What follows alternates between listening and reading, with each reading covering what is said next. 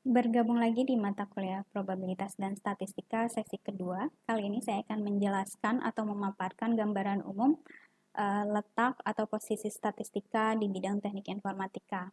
Biasanya orang-orang lebih familiar bidang teknik informatika ke pembangunan atau perancangan jaringan, pembangunan atau perancangan sistem informasi, website, aplikasi, dan lain sebagainya. Dan biasanya heran, statistikanya di mana? Nah, seperti yang tadi saya sebutkan, bidang teknik informatika itu lebih familiarnya dalam pembangunan jaringan, website, aplikasi, dan lain sebagainya. Contohnya Facebook, kemudian ada aplikasi Grab, aplikasi Gojek, Ruang Guru, dan lain sebagainya. Kemudian ada berbagai website. Letak statistikanya di mana? Nah, pada saat membangun atau merancang sebuah website, sistem informasi, aplikasi akan dikenal sebuah istilah sistem development life cycle. Tapi saya tidak akan menjelaskan detail mengenai sistem development life cycle-nya, karena ini nanti akan dibahas di atau Anda pelajari di mata kuliah yang lainnya. Di sini saya akan lebih fokus memaparkan atau menjelaskan atau memberikan gambaran umum posisi atau letak statistikanya ada di mana di dalam sebuah sistem development life cycle-nya. Nah, ada dua metode yang paling populer, yang paling sering digunakan dalam sebuah sistem development life cycle dalam membangun sebuah website, membuat aplikasi atau sistem informasi itu ada metode waterfall dan prototyping. Dua metode ini sebenarnya intinya sama, mereka akan melalui proses yang sama, ada planning stage, ada analysis stage, design stage, implementation stage, ada cut over. Nah, kalau boleh saya sebutkan, statistika itu manfaatnya ada di setiap tahapan, ada di planning stage-nya, ada di analysis stage-nya, ada di design stage-nya, implementation stage, dan cut over-nya. Bahkan setelah website-nya jadi, sistem informasinya jadi, aplikasinya jadi juga, statistika tetap bermanfaat karena tetap harus ada monitoring. Evaluasi monitoringnya, kualitasnya harus tetap terjaga, apa yang harus dikembangkan, apa yang harus diperbaikinya. Nah, dalam membangun atau merancang sebuah website, sistem informasi atau aplikasi, pasti akan melalui semua proses ini, investigasi awal, kemudian tahap analisis, tahap desain, kemudian constructions awal, finalnya, kemudian installation, dan post implementation evaluasinya. Di tahap investigasi awal ini,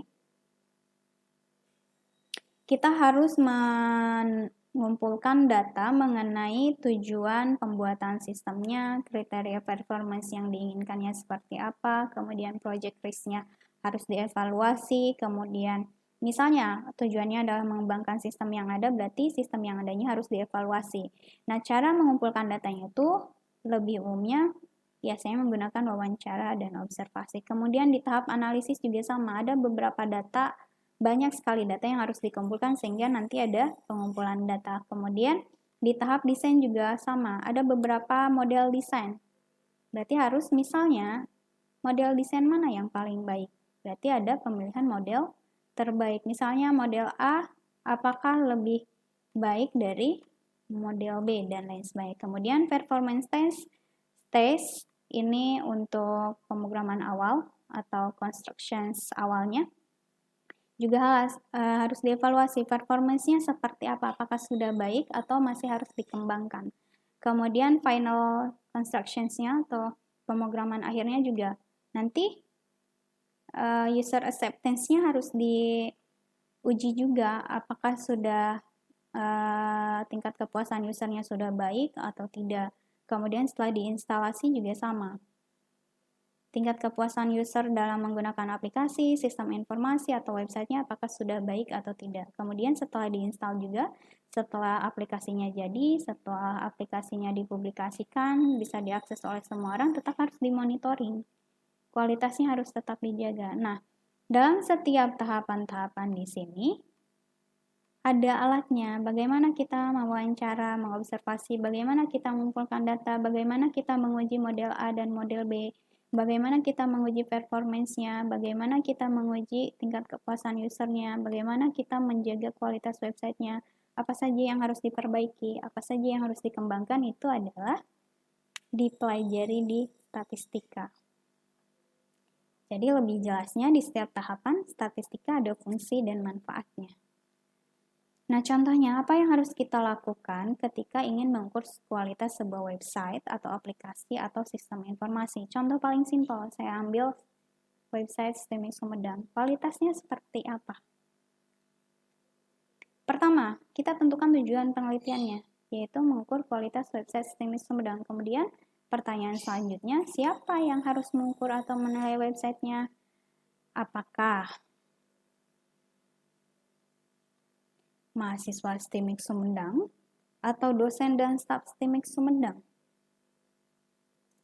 Bukan, tapi user website-nya. Jadi yang harus Anda catat adalah user website yang harus menilai atau mengukur website-nya.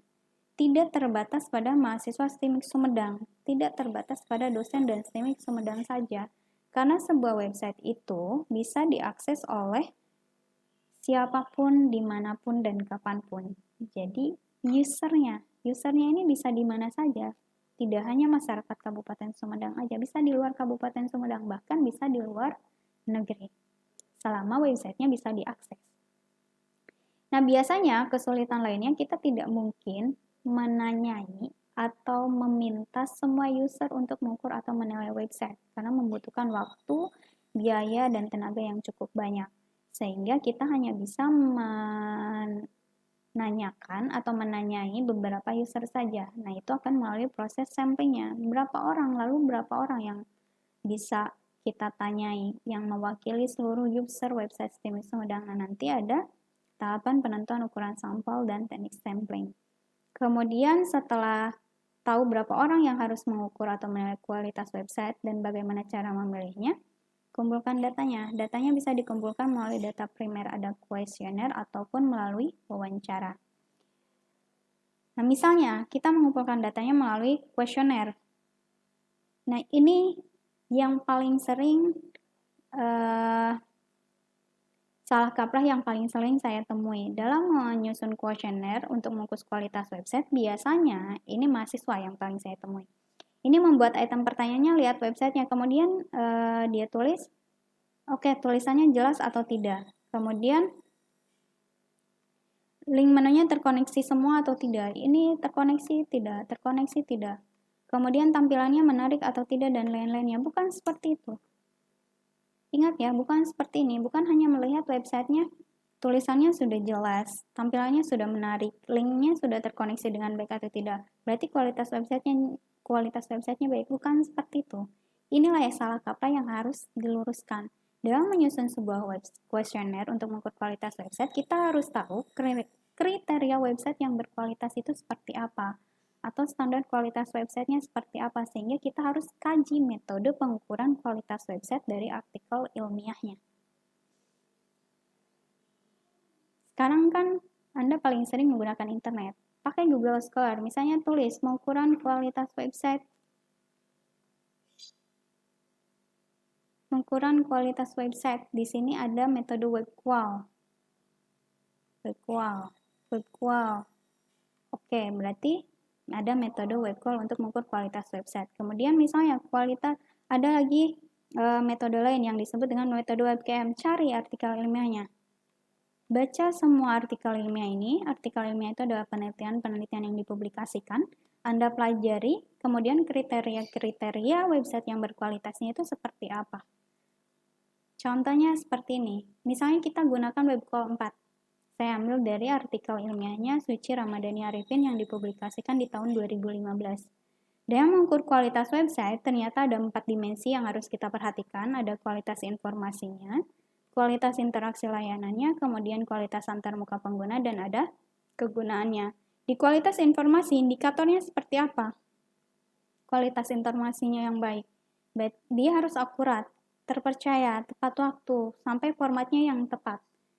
Semuanya sama, kualitas interaksi layanan juga transaksinya apakah aman, dan lain sebagainya. Kualitas antarmukanya apakah gambarnya tepat, fontnya tepat, warnanya sesuai, dan lain sebagainya. Kemudian usability-nya atau kegunaannya mudah dipelajari, interaksinya jelas, dan lain sebagainya.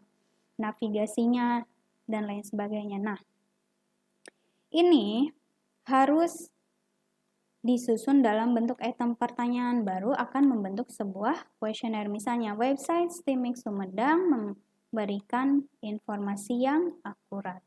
Website STIMIK Sumedang memberikan informasi yang terpercaya dan lain sebagainya, baru itu disusun dalam bentuk kuesioner. Jadi ingat, dalam menyusun kuesioner itu tidak sembarangan, harus ada metodenya.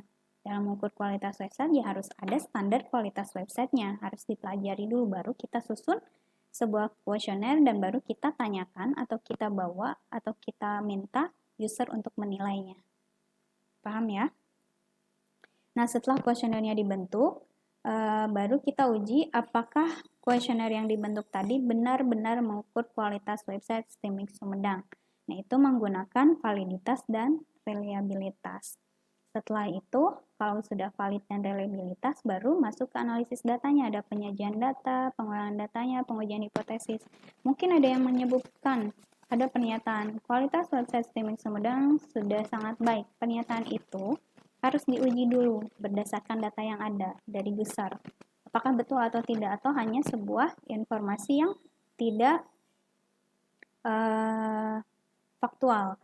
Kemudian baru kita tarik kesimpulannya. Nah, semua tahapan yang tadi saya sebutkan dari mulai penentuan tujuan penelitian sampai penarikan kesimpulan, itulah yang akan kita pelajari di mata kuliah probabilitas dan statistika. Untuk materi selanjutnya, kita bahas di video selanjutnya. Terima kasih.